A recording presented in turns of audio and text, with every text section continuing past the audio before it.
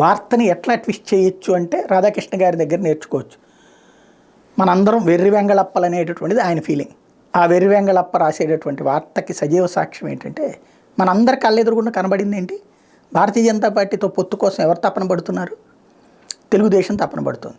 చివరికి మోడీ టీ తాగేటప్పుడు వచ్చి పలకరించినా సరే ఇంత పెద్ద కథనాలు. నడ్డా ఒక ఎన్టీఆర్ కాయిన్ ఆవిష్కరణ సందర్భంగా చంద్రబాబుతో కూర్చుంటే ఇంత పెద్ద కథనాలు. అట్లాగే అమిత్ షా మాట్లాడాడంటూ ఒకటి, ఇట్లాగా రకరకాల కథనాలతో పాటుగా అంతా ఓపెన్గా కనబడుతోంది.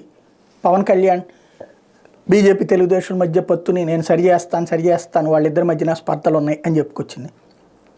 ఇవాళ అట్లాంటి సందర్భంలో చంద్రబాబు నాయుడు గారికి రమ్మనమని పిలుపు వచ్చింది ఢిల్లీ నుంచి. ఇప్పుడు ఏది అపాయింట్మెంట్ అడగ్గా మొన్న కూడా నేను చెప్పా, ఈయన వైపు నుంచి నేరుగా వాళ్ళ దగ్గరికి వెళ్ళలేదు కాబట్టి వాళ్ళు వీళ్ళని అసలు పట్టించుకోవట్లేదు అన్నట్టు.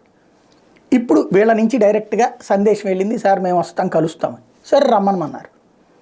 ఇవాళ వెళ్తున్నారు, రాత్రికో కూర్చుంటారు, రేపు పొద్దునికి తేలుతుంది.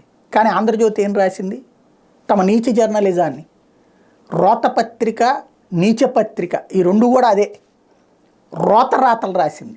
ఏమని, అమిత్ షా దగ్గరికి చంద్రబాబు వెళ్తున్నారు కానీ వీళ్ళకి వెళ్ళడం ఇష్టం లేదు, వాళ్ళే ఇక్కడ కంపెల్ చేస్తున్నారన్నమాట తెలుగుదేశం పార్టీని, వీళ్ళకి మాత్రం పొత్తు పెట్టుకోవడం ఇష్టం లేదు అన్నటువంటి కోణంలో. అంటే తెలుగుదేశానికి ఇష్టం లేకపోయినా భారతీయ జనతా పార్టీ బలవంతంగా పొత్తు పెట్టుకోవడానికి ప్రయత్నిస్తోందన్నటువంటి కోణాన్ని, ప్రజల్ని నమ్మించేటటువంటి మూర్ఖపు జర్నలిజాన్ని ఇంకా నడిపిస్తున్నారు.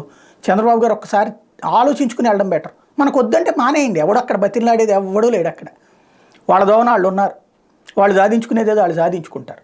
లేదా ఇట్లాంటి దిక్కుమాలిన వార్తలు రాస్తే రేపు రోజు పంచాయతీనే. చంద్రబాబు గారు ఎట్టుండాలో డిసైడ్ చేయాలనుకుంటున్నాడు రాధాకృష్ణ, తెలుగుదేశం ఎలా నడపాలో డిసైడ్ చేయాలనుకుంటున్నాడు రాధాకృష్ణ.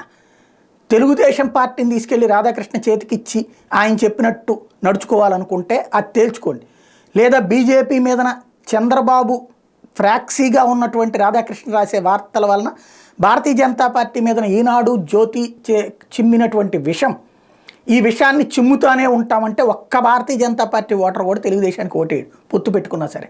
ముందు అది సిద్ధం చేసుకుని ఆ పరిస్థితిని చక్కదిద్దుకోగలమంటే వెళ్ళండి, లేకపోతే మానేస్తే మీ ఓట్లు మీకు బలంగా వస్తాయి.